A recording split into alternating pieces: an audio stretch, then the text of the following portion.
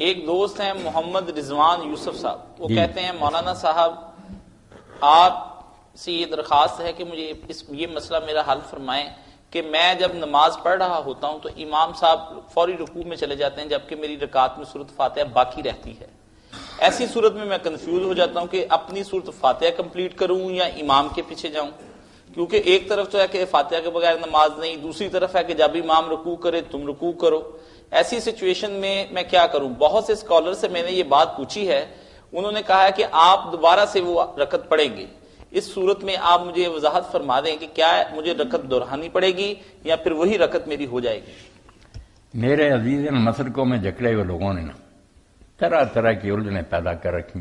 ایک شخص امام کے پیچھے نماز پڑھ رہا، وہ فاتحہ پڑھ لے تو اس کے منہ میں پتھر نہیں پڑے، جیسے ضدی عرفی کہتے ہیں نا، جو پڑھے اس کے منہ میں پتھر، یہ بھی جھوٹ بول رہا۔ اور جو کہتے ہیں نہیں پڑھتا اس کی نماز نہیں، یہ بھی بات نہیں، نماز اس کی ٹھیک ہے۔ بہت صحابہ پیچھے کچھ نہیں پڑھتے تھے، اس لیے یہ کوئی نہ کہا کہ نماز نہیں۔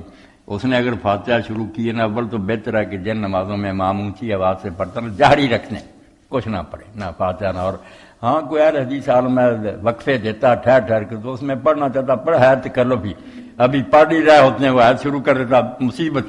چپ کر کے سنیں، ساتھ آمین کہہ دے، سب شامل ہو۔ پڑھنا چاہتا تو بے شک پڑھے، گناہ کوئی نہیں، مگر یہ نہ سمجھے کہ رکعت نہیں۔ حضرت جابر رضی اللہ تعالیٰ نے واضح کہہ دیا کہ جس شخص نے کسی رکعت میں سورہ فاتحہ نہیں پڑھی اس کی وہ رکعت نہیں، الا یکون ورا الامام۔ ہاں اگر وہ امام کے پیچھے ہو پھر یہ قانون نہیں، پھر نماز اس کی ٹھیک ہے۔ اس لیے کیوں دوبارہ وہ رکعت پڑھنی اور کیوں پریشان ہونا؟ جب وہ جھک گیا چھوڑے فاتحہ، ساتھ جھک جائے، جتنی پڑھے گی پڑھے گی، جو صحیح بات ہے۔ مسلکوں میں پھنسے رہیں تو ضد کی باتیں تو بہت۔ پڑھے فاتحہ جائز، نہ پڑھے نماز اس کی در۔